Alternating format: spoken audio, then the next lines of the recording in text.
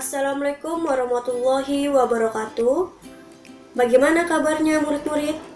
Ibu harap semoga kalian dalam keadaan sehat walafiat. Murid-murid, pembelajaran kita masih daring dalam jaringan atau online ya.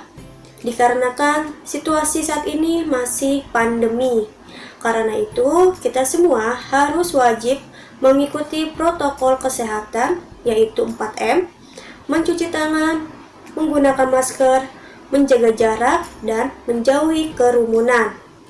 Kalian pun harus menjaga kesehatan dan melakukan hidup sehat dengan makanan-makanan bergizi, minum vitamin, dan istirahat yang cukup. Semoga apa yang kita lakukan dapat memutus rantai dari penularan COVID-19 dan semoga pandemi ini segera berakhir. Amin ya robbal alamin. Ya murid-murid, di pembelajaran online, Ibu akan memberikan video yang berisikan penjelasan materi dan tugas-tugas yang harus kalian kerjakan. Jadi, kalian harus menyaksikan atau menyimak video ini dari awal hingga akhir video. Dan, jika ada yang ingin kalian tanyakan, jangan sungkan untuk bertanya melalui nomor WA Ibu secara japri. Sebelum memulai pembelajaran, jangan lupa kita awali dengan berdoa. Bismillahirrohmanirrohim. Dan selamat menyaksikan video pembelajaran dari Ibu. Semangat belajar dari rumah.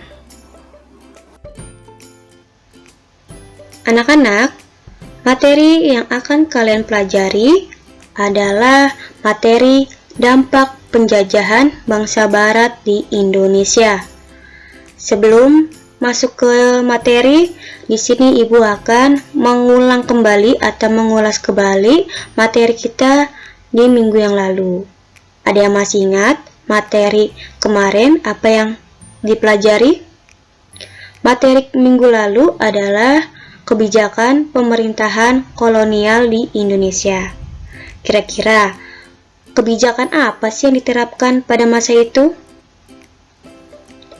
Pada masa pemerintahan kolonial di Indonesia, mereka menerapkan kebijakan monopoli dalam perdagangan, kebijakan kerja paksa, kebijakan sistem sewa tanah, dan kebijakan sistem tanam paksa.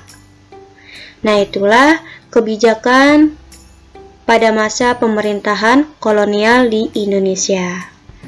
Dan materi hari ini adalah dampak penjajahan bangsa Barat di Indonesia.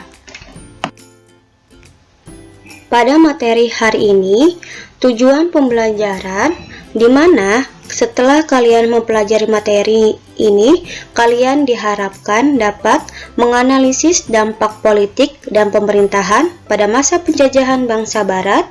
Yang kedua, menganalisis dampak sosial budaya pada masa penjajahan bangsa Barat.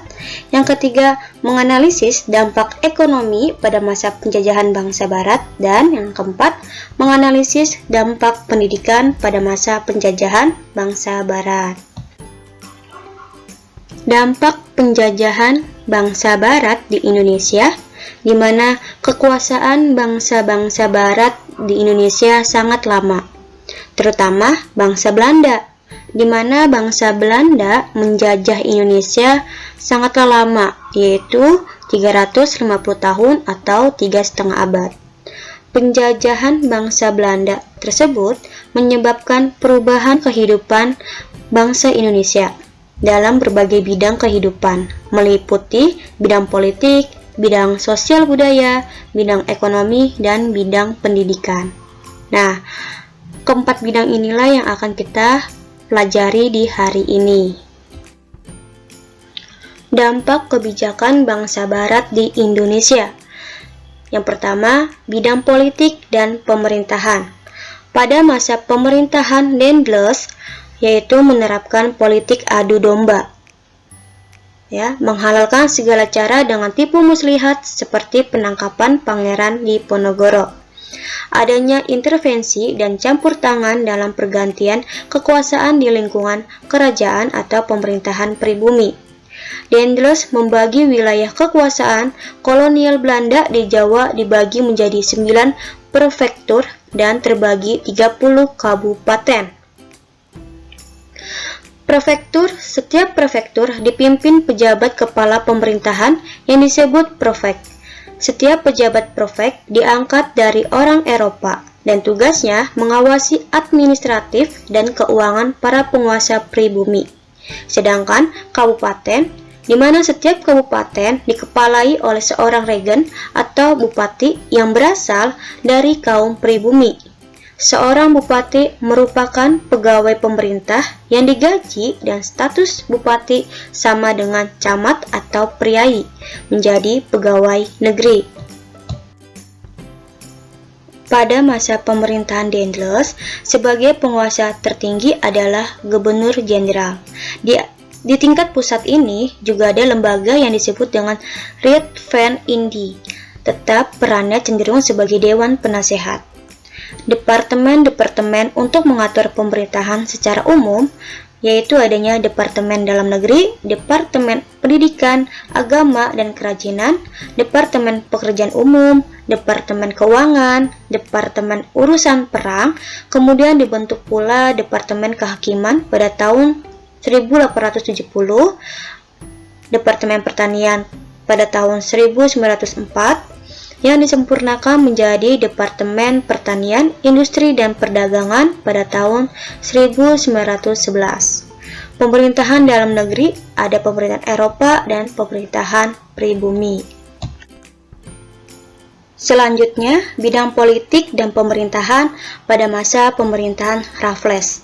Raffles menghapus adat istiadat dan ikatan feodal dalam masyarakat Jawa untuk mengikuti sistem birokrasi baru. Pemerintahan pusat dapat langsung berhubungan dengan rakyat tanpa perantara penguasa lokal. Adanya pembaruan dalam struktur pemerintahan dan peradilan, di mana bupati diangkat sebagai pegawai pemerintah di bawah seorang residen. Raffles pun membagi menjadi 16 keresidenan. Tiap keresidenan dikepalai oleh seorang residen dan dibantu oleh asisten residen. Penyatuan seluruh wilayah Hindia Belanda ini baru berhasil sekitar tahun 1905.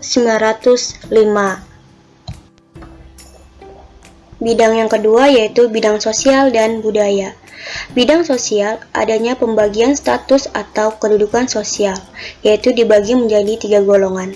Yang pertama, golongan atas ditempati oleh bangsa Eropa berkulit putih. Yang kedua, golongan menengah ditempati oleh bangsa timur asing seperti Cina. Yang ketiga, yaitu golongan bawah adalah pribumi atau penduduk asli bangsa Indonesia. Selanjutnya, bidang budaya. Adanya westernisasi atau pembaratan kelas atas. Hal ini terlihat dalam tata cara pergaulan Eropa, cara berpakaian, cara bergaul, gaya hidup, pendidikan, sistem jabatan dan kepangkatan mulai dikenal di kalangan atas atau istana. Sementara beberapa tradisi di lingkungan istana mulai luntur. Ya anak-anak, dampak dari westernisasi ini dapat mengakibatkan dampak positif maupun dampak negatif. Ketiga, bidang ekonomi. Pada masa pemerintahan Daendels, tanah-tanah milik raja berubah statusnya menjadi tanah milik pemerintahan kolonial. Petani harus menjual hasil bumi dengan harga yang telah ditetapkan oleh Belanda dan pengumpulan pajak. Pembangunan jalan raya pos bagi kepentingan pertahanan Pulau Jawa dari serangan Inggris yang dianggap Daendels untuk meningkatkan kepentingan perdagangan. Selanjutnya, bidang ekonomi pada masa pemerintahan Raffles. Adanya perubahan sistem kepemilikan tanah dari tanah raja dan penguasa lokal ke pemerintahan. Sistem sewa tanah yang diterapkan Raffles menyebabkan pula terjadinya perubahan hubungan antara raja dan kaulanya, yaitu dari patron klien menjadi hubungan-hubungan yang bersifat komersial. Perdagangan bebas pun mulai dilakukan. Sistem ekonomi swadaya berubah menjadi sistem ekonomi komersial. Setelah pemerintahan Raffles berakhir, diganti dengan pemerintahan Hindia Belanda, ekonomi uang terus berkembang dan kegiatan perdagangan pun semakin luas didukung perkembangan perbankan. Perkembangan ekonomi juga didukung oleh munculnya kemajuan komunikasi dan transportasi. Selanjutnya, bidang yang keempat yaitu bidang pendidikan. Era politik etis dimulai oleh Menteri Jajahan Alexander yang kemudian menjadi Gubernur Jenderal Hindia Belanda pada tahun 1909 hingga 1916. Ada 3 program politik etis yaitu irigasi, edukasi, dan transmigrasi. Pendidikan tidak hanya untuk orang-orang Belanda, tetapi juga diperuntukkan kepada kaum pribumi dengan persyaratan tertentu. Program pendidikan ini juga didukung oleh adanya surat-surat R.A. Kartini kepada sahabatnya Nyonya R.M. Abendanon di Belanda, yang merupakan inspirasi bagi kaum etis pada saat itu. Pada tahun 1900, tercatat sebanyak 169 ILS di seluruh Hindia Belanda. Dari sekolah ini, murid-murid dapat melanjutkan pelajaran ke Stovia, yaitu ke Batavia. Di samping itu juga dikenal Osvia yang berjumlah 6 buah. Dikembangkan sekolah guru, yaitu sekolah guru atau Quick School sudah dibuka pada tahun 1852 di Solo. Selanjutnya, berkembanglah pendidikan di Indonesia sejak jenjang pendidikan dasar, lalu dilanjutkan dengan pendidikan menengah. Khusus untuk kaum pribumi, disediakan sekolah kelas 1 yang murid-muridnya berasal dari anak-anak golongan atas yang nanti akan menjadi pegawai, dan kemudian rakyat pada umumnya disediakan sekolah kelas 2 yang di Jawa dikenal dengan sekolah Ongkoloro. Keberadaan sekolah itu telah menumbuhkan kesadaran di kalangan pribumi akan kepentingan pendidikan. Hal ini mempercepat proses modernisasi dan munculnya kaum terpelajar yang akan membawa pada kesadaran nasionalisme. Ya anak-anak, itulah pemaparan materi kita hari ini, yaitu materi dampak penjajahan bangsa barat di Indonesia. Semoga apa yang telah Ibu paparkan kalian dapat memahami dan kalian dapat mengerti penjelasan materi tersebut.